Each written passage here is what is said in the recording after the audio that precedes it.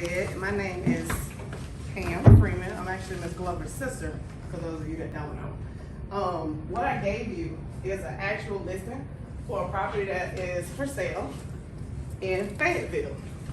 Just pick Fayetteville because that's where I live. I live in Fayetteville. So, and I know you guys had an architect come in. You guys look at floor plans and stuff like that. So I picked one that is a to be built. So if you look at it on the second page, there is the floor plan of the first floor, and then first and second floor, and then the back is the basement layout, just as a point of reference for you guys. What's the first thing you notice? Correct. So when you get ready to market your house, what do you think is one of the first things you need so that the public will know what it is they're buying? Like a picture? Correct. You need a good photographer. You need a good photographer, right? So that's important. You definitely need good photos for one, okay? Location is also a driving factor when selling the house. If the property is not in a desirable area, or an area where people want to live, want to have their children grow up, raise a family, things like that, chances are it's not going to sell for what you want to sell it for. So the whole goal of a real estate agent and a realtor is to sell the house for as much value as possible for the homeowner, okay?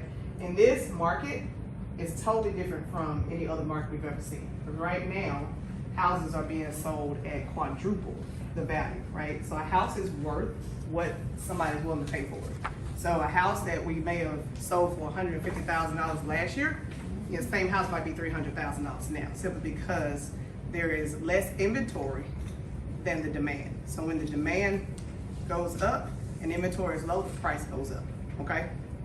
Does everybody understand what I just said? What I mean by saturated? It means it's a lot of people getting into real estate right now, from investors to people like myself that are real estate agents or realtors, brokers, things like that. So it's a lot of people in the business, but it's a lot of money to be made in this business as well, if you can get in and be good at it. You gotta be a hustler, for real. Things that the public needs to know. So price, location, size, how big the house is, any amenities around the house. Do y'all know what amenities are? Like extra things like a pool. I can't hear you speak up. Like extra things like pools and stuff. What else? Like pools, backyards, gyms. So exactly, does the house have a pool? Can people walk to activities like Atlantic Station, right? There's a ton of things to do around Atlantic Station. Is there neighborhood walkable? Can I leave my house and walk to whatever activity I want to do, or do I have to drive a car? Is there a grocery store within X amount of space, X amount of miles from the property? Is there a place for my kids to play? Is there a movie theater? Is there a shopping center? All of those conveniences that people use in their houses every day. That's also an important factor of the property, right? Extra money to send my kids to private school because the schools that are in my area are not desirable. That's a huge factor for people when they're buying a home and have children.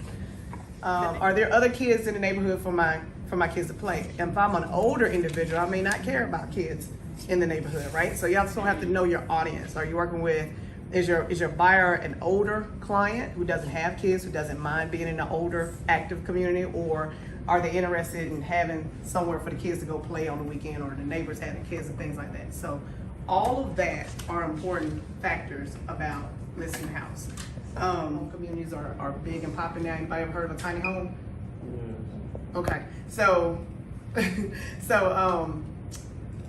what you want to emphasize are all of the attributes of the house, right? So if you have a house that's 1,200 square feet, it may not be a large house, but you don't want to say like the bedroom is small when you describe the house. You want to say it's cozy, right? That's another nice way to say it's a small space, because if you say it's small, it's a turnoff for people. They may not want to be interested. They may not be interested in the property, things like that. So you want to spotlight as much as possible about the house. You know, it's in a beautiful community. Walk to shopping, walk to restaurants, cozy living room, or elaborate kitchen. Primary bedroom, which is what we used to call the master bedroom. We don't use that term anymore. It's the primary bedroom, which is the largest, the owner's suite in the house, right? Or where they sleep, bedroom, ensuite, things like that. So do y'all have any questions for me? I've been talking a whole lot, but y'all are saying things, so ask me whatever you want to ask me. Yes. Do you work with architects? Yes, absolutely. Yes, What ma'am. is the going prices for houses in Atlanta right now? Ooh, it depends on the neighborhood, right? It depends on the neighborhood, but the median household price in the city of Atlanta is north of $500,000 in the city. Yes, ma'am. Where's your position? Your position? What's my job title? So I have twofold. So I am a realtor. I work for Maximum One. I also have a broker's license, which means I can have real estate agents work under me if I decide to open my own brokerage firm, right? I also do this full time for Microsoft. So I sell residential, but I also manage portfolio space for Microsoft. So anytime you see a Microsoft sign on a building, I'm involved in that. If you see it around Atlanta, I work in North America. I also work in Latin America, and I also work in Canada. So the building that's downtown in Atlantic Station was a part of bringing that to fruition. They're getting ready to do a development in Atlantic Yards. I'm sorry, Quarry Yards, which is down the street off of Bankhead. It's going to be a huge campus for Microsoft. It's another development we're doing here in Atlanta. So I work in commercial real estate and residential, which is totally different. Okay? Yes, ma'am. What if a client was looking for a house, what was the main thing you would try to offer to them? Speak up, I can't really hear you that way. If a client was looking for a house, what was the main thing you would try to offer to them? So the client is going to tell you what they want, right? First thing you want to know is what's their budget, okay? And you want to know what's desirable to them. What is desirable to the client? So the first thing you should ask your client is, what are your must-haves, non-negotiables? That's what I always ask. What are the things that you absolutely cannot live without? And they'll say, I absolutely have to have, for example, I absolutely have to have 3 bedrooms, 2 bathrooms, because I don't want to share a bathroom with my kids, or I don't want to share a bathroom with visitors that come over. So I have to have a minimum of 3 bedrooms. I absolutely have to have 2 baths, right? Do you want a garage? Well, garage would be nice, but I don't have to have a garage, right? Do you want to live in a single family home, or do you mind living in a multi-family home? Do you guys know what the difference is? Like property on the single home is probably smaller. No, not necessarily. Single family home is just a single dwelling by itself. It's not attached to anything else. So when you see townhouses, those are multi-family, right? Because they're attached usually to something else. So that's the difference between single family and multifamily. Multifamily, another form of multifamily is apartments, apartment buildings. Those are multifamily, right? Condos, those are multifamily because they're attached usually to something else. So that's the difference. You have to ask, do you have a preference? Do you want something brand new? Do you want to buy a resale? Brand new means it's just been constructed. Resale means somebody is selling their home and now they're gonna buy a home from somebody who previously occupied it. Yes, ma'am. Do you really negotiate your prices with clients? My prices in terms of what I'm paying, or No. the price that they paid for the home? Like the prices that they want to pay for the home, do you negotiate them with them, or? So you would negotiate with whoever they were buying from, right? So if I am representing the seller, usually there's another agent representing the buyer. But if I'm representing the buyer, then yeah, we'll negotiate on price. But in this market, I can tell you there's little negotiation going on, very little.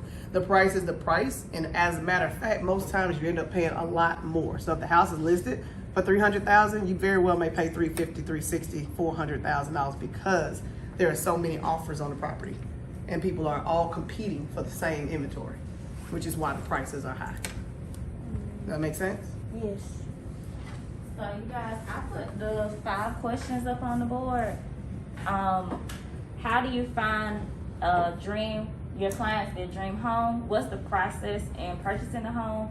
What features in a home increase the attractiveness?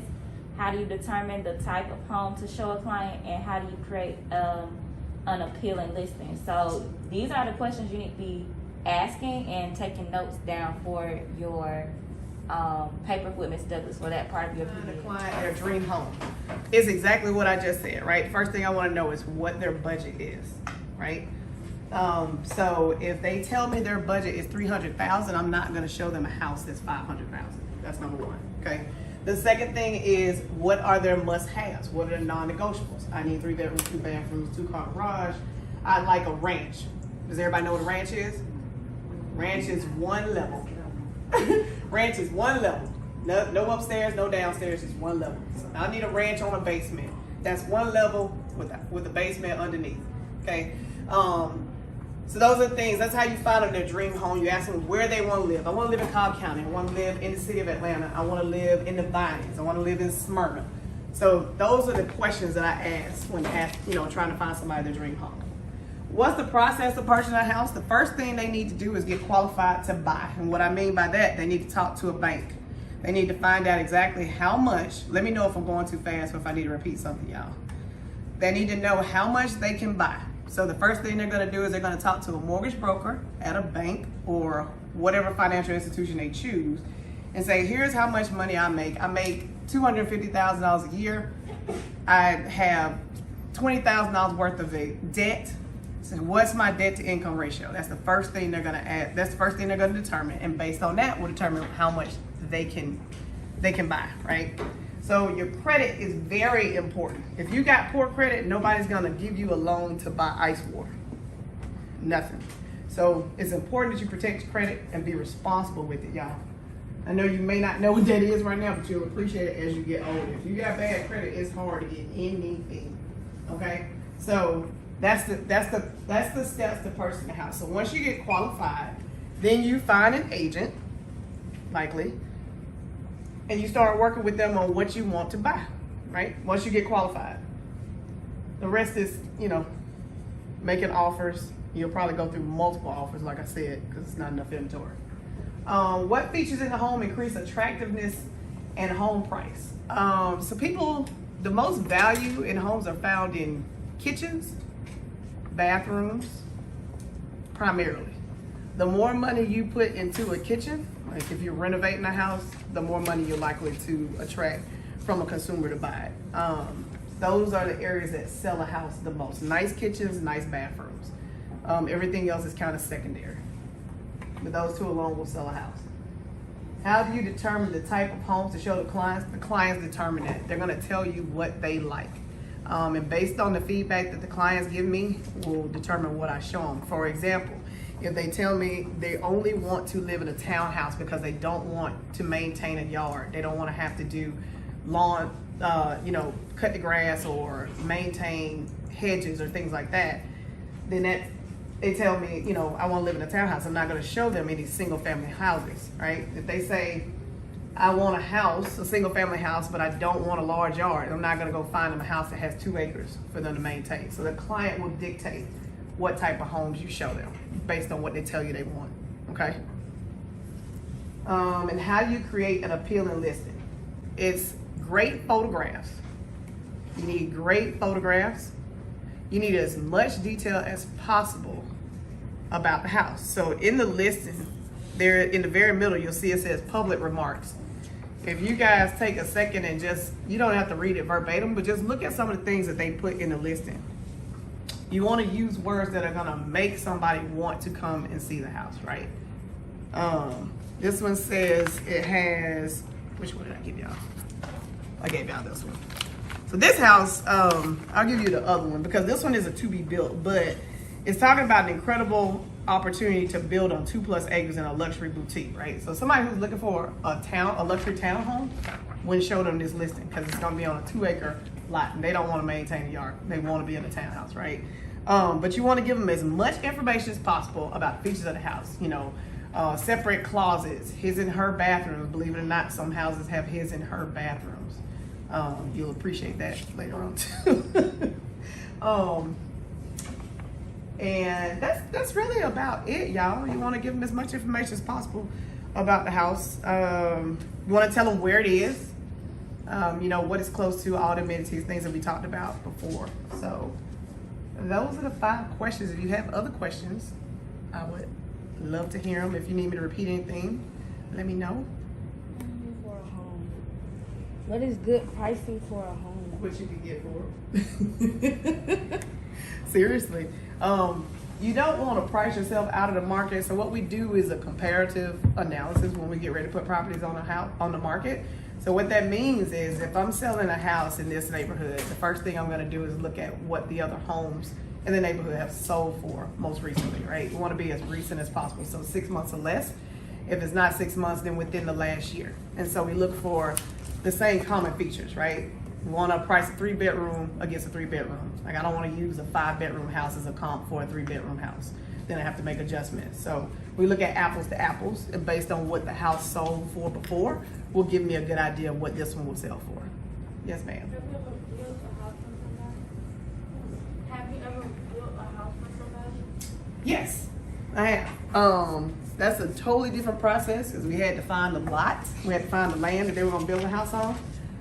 They had to find an architect to design the house, to give them blueprints, and then we went through the entire building phase. It was a 1.5-year process. Have you ever built a house for like a celebrity? No, I haven't. No, not me. Yes, sir. How do you choose the worth or price for a house without supply and demand, without using it? Say it again. How do you choose the worth or the price for a house without using supply and demand? The market is going to dictate the price, right? And I'll give you an example.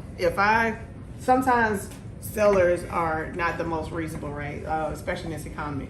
They want to get as much as possible, which is like any seller, right? So let's say the house is worth $350,000, but because the market is so constricted, they want to sell it for $500,000, right? So put it on the market for $500,000 because that's what the seller wants to put on the market for. And then the house just sits there for 2 months, 3 months, go by, no activity. Now they got to reduce the price of the house. So it's the same thing I said. You want to do a comparative study for what has sold in the area and use that to price the house. You don't want to overprice because it would just be a stale listing and sit on the market. Nobody's going to buy it unless they're just really desperate. Yes, ma'am. What's the highest price that you sold a house for? $2.5 million. How big was it? It's like 7,000 square feet, 7,500, I think. Yeah, it was huge. Very similar to this house. I think the square footage on this one is only 5,300, but it's very similar to the layout of this house. This is what we call a French Tudor. But it's very, very similar. A huge gap between houses in the city and houses in the suburbs, but they have kind of caught up.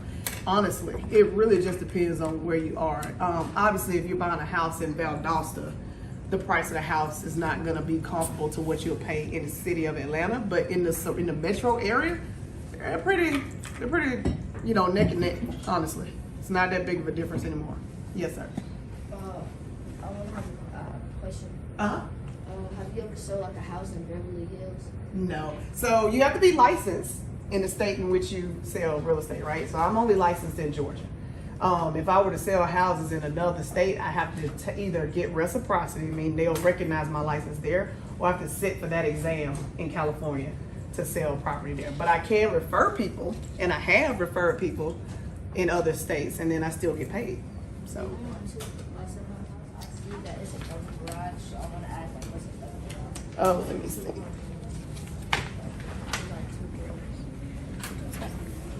Oh, okay. Good question. So on the floor plan, he's talking about on the second page, in the corner, it says double garage.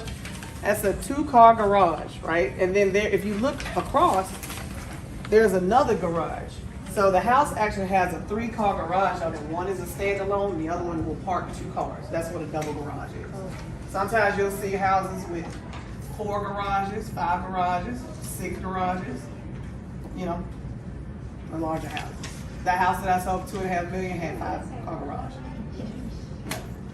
Like what amenities would you emphasize more than others in this house? So the space, for one, this house is huge. It's 5,300 square feet. The space, the location, it's in a desirable area. Anybody that wants to be, people don't just matriculate to Fayetteville by accident. They're usually wanting to go to Fayetteville because it's so far south. So the area, there's a lot of shopping within, a mile or 2 driving. The school system is great. It's a fantastic school system if you're going to send your kids to public school.